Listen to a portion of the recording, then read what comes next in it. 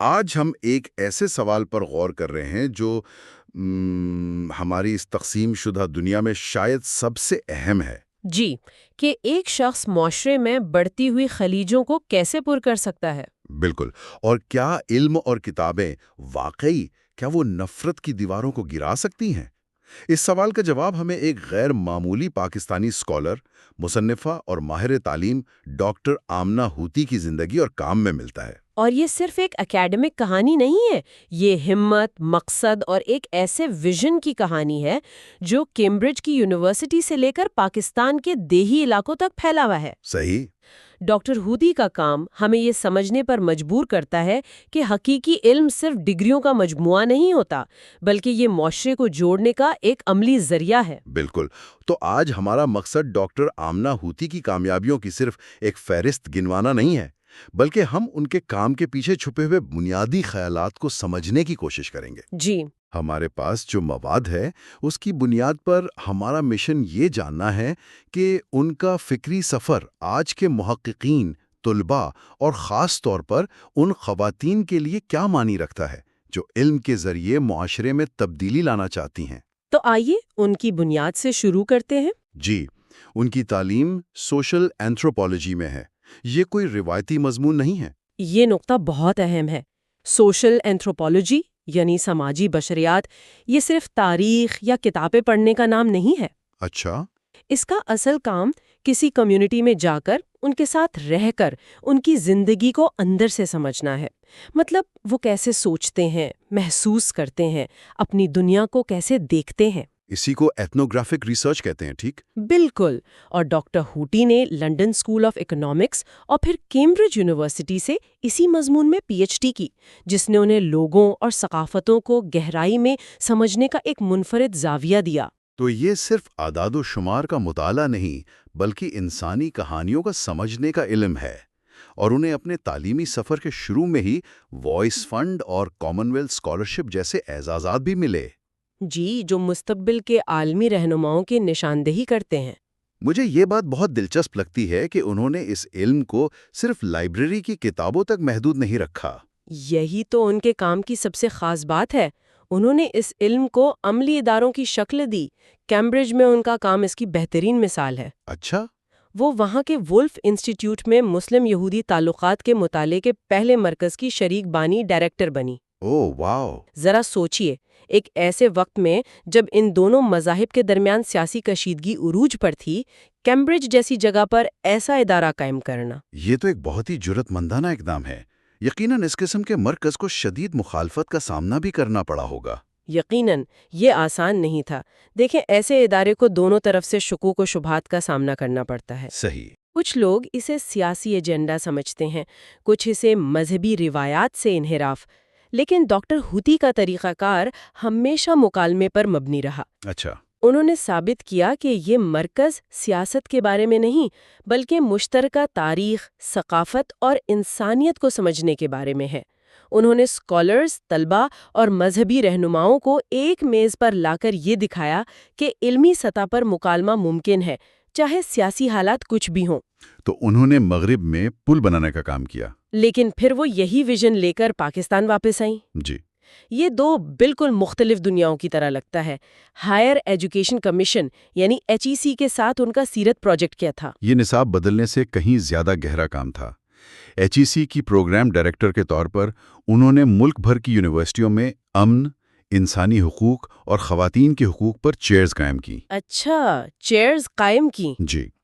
اس کا بنیادی مقصد یہ تھا کہ اعلیٰ تعلیم کے اداروں میں ایک ایسی تنقیدی سوچ کو فروغ دیا جائے جو رواداری، ہمدردی اور انصاف پر مبنی ہو۔ مطلب یہ ایک طرح سے علم کو سماجی تبدیلی کے انجن میں تبدیل کرنے کی کوشش تھی۔ بالکل۔ آپ ایک کتاب لکھ سکتے ہیں جو شاید چند ہزار لوگ پڑھیں گے، لیکن جب آپ یونیورسٹیوں کے ڈھانچے میں یہ خیالات شامل کر دیتے ہیں تو آپ آنے والی نسلوں کی سوچ پر اثر انداز ہوتے ہیں۔ یہ ایک طویل مدتی حکمت عملی ہے، اور ان کا دائرہ کار صرف پاکستان اور برطانیہ تک ہی محدود نہیں رہا۔ جی نہیں۔ انہوں نے اقوام متحدہ کے ساتھ بھی کام کیا، خاص طور پر نسل کشی کی روک تھام اور نفرت انگیز تقاریر کے خلاف۔ یہ تو بہت ہی سنگین اور حساس موضوعات ہیں۔ بالکل۔ اقوام متحدہ کے دفتر برائے نسل کشی کی روک تھام کے لیے بطور سینئر کنسلٹنٹ انہوں نے پاکستان میں نفرت انگیز تقاریر کے خلاف ایک بہت بڑی ویبینار سیریز کی قیادت کی۔ اچھا۔ اس کی اہمیت کا اندازہ اس بات سے لگایا جا سکتا ہے کہ اس کا افتتاح صدر پاکستان نے کیا اور اس میں 200 سے زائد یونیورسٹیز نے حصہ لیا۔ واہ۔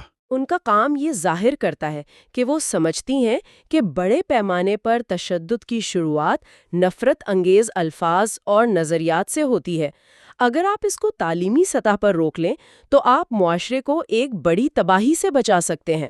کیمبرج، اقوام متحدہ اور پھر پاکستان کی کونسل آف اسلامک آئیڈیالوجی، یہ ادارے تو ایک دوسرے سے بالکل مختلف ہیں۔ بالکل مختلف ہیں۔ ایک ہی شخص ان تمام ثقافتی اور ادارہ جاتی ماحول میں کیسے کام کر سکتا ہے؟ یہی تو ان کی اینتھروپولوجسٹ کے طور پر تربیت کو ظاہر کرتا ہے، یعنی ہر ثقافت اور ادارے کو اس کے اپنے سیاق و سباق میں سمجھنا اور احترام کے ساتھ مکالمہ کرنا۔ صحیح۔ کونسل آف اسلامک آئیڈیالوجی جیسے مرد اکثریتی ادارے میں شامل ہونے والی چند خواتین میں سے ایک ہونا خود ایک بہت بڑی کامیابی ہے۔ اب آتے ہیں ان کے تحریری کام کی طرف، کیونکہ ان کا اثر صرف اداروں تک محدود نہیں ہے۔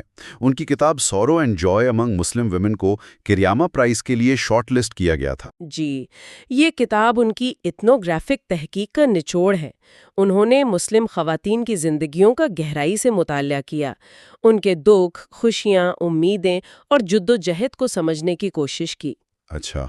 اس کتاب کا کمال یہ ہے کہ یہ مسلم خواتین کو ایک جامد دقیانوسی تصویر کے طور پر پیش نہیں کرتی، بلکہ ان کی زندگی کی پیچیدگی اور تنوع کو سامنے لاتی ہے۔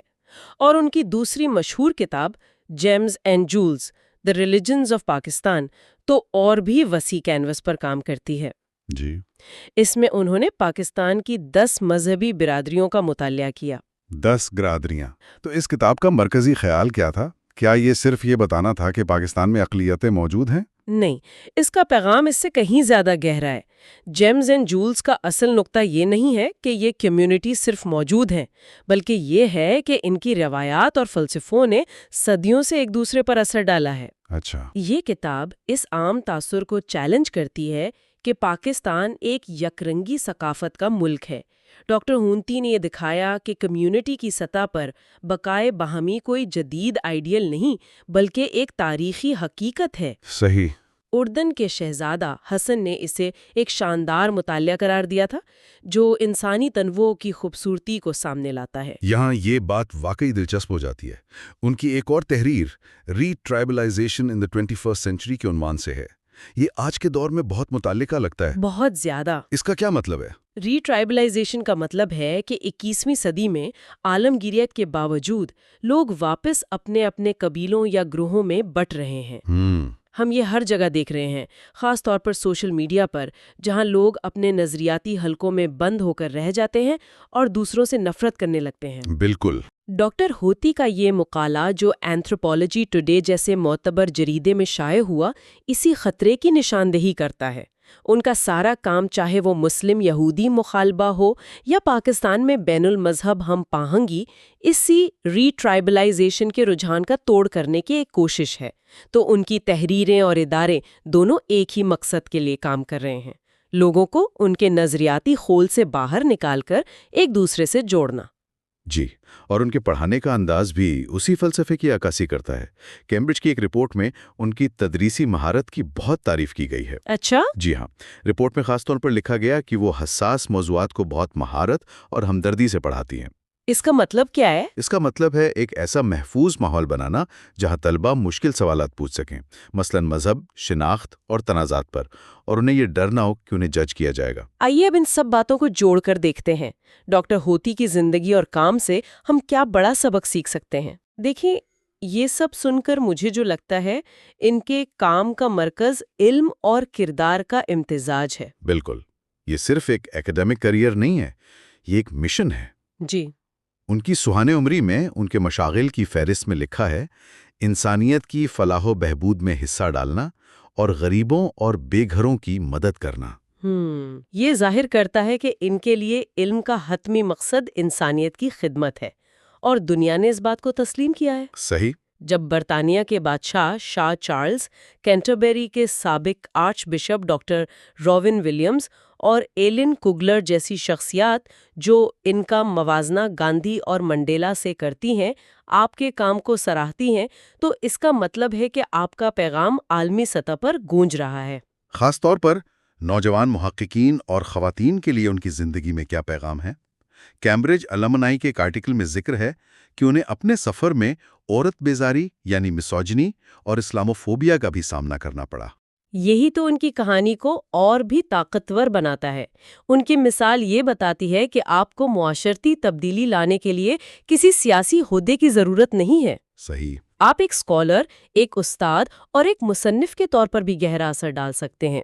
ان کا کیمبرج کے سینٹ میری اسکول میں مساوات، تنوع اور شمولیت یعنی EDI کے لیے پہلی جنوبی ایشیائی خاتون گورنر بننا اس بات کی نشانی ہے کہ وہ آنے والی نسلوں کے لیے راستے بنا رہی ہیں۔ بالکل۔ یہ سفر آسان نہیں تھا، لیکن ان کی ثابت قدمی یہ سکھاتی ہے کہ اگر آپ کا مقصد بڑا ہو تو راستے کی مشکلات آپ کو روک نہیں سکتی۔ تو اگر ہم اس پوری گفتگو کا خلاصہ کریں تو یہ بات سامنے آتی ہے کہ حقیقی کامیابی کا پیمانہ عہدے یا ایوارڈز نہیں، بلکہ آپ کے کام کی گہرائی، آپ کے علم کی سچائی اور وہ زندگیاں ہیں جن پر آپ مثبت اثر ڈالتے ہیں۔ بالکل درست۔ ڈاکٹر آمنہ ہوتی جیسی شخصیات ہمیں یاد دلاتی ہیں کہ حقیقی میراث بامعنی کام، اخلاقی جرات، ہمدردی اور علم و انسانیت کے ساتھ غیر متزلزل وابستگی سے بنتی ہے۔ ان کی زندگی پاکستان کے فکری منظرنامے کے لیے ان خصوصیات کی اہمیت کو اجاگر کرتی ہے جن کی آج ہمیں سب سے زیادہ ضرورت ہے۔ ڈاکٹر نعیم مشتاق کی بکس اینڈ آتھر سیریز کی اس گہرائی میں ہمارے ساتھ شریک ہونے کا شکریہ۔ اگر آپ ڈاکٹر آمنہ ہوتی کی زندگی اور کام سے متاثر ہوئے ہیں تو برائے کرم چینل کو سبسکرائب کریں، کامنٹس میں اپنے تاثرات شیئر کریں اور کتابوں، مصنفین اور فکری سفر پر مزید گہری گفتگو کے لیے ہمارے ساتھ جڑے رہیں۔ اور جاتے جاتے ایک سوال سامعین کے لیے چھوڑ جاتے ہیں۔ ایک ایسے دور میں جہاں معلومات کا سیلاب ہے، ہم علم کو حکمت میں کیسے تبدیل کر سکتے ہیں؟ ڈاکٹر ہوتی کا کام ہمیں اس سوچنے پر مجبور کرتا ہے کہ علم کی اصل قدر اس کے عملی اطلاق میں ہے، جب وہ انسانوں کو جوڑنے کا ذریعہ بنتا ہے۔ دعا ہے کہ ہم سب ایسے علم کے لیے کوشش کریں جو تقسیم کو ختم کرے، افہام و تعین پیدا کرے اور ہمارے معاشرے، ہماری قوم اور دنیا کے مستقبل کو روشن بنائے۔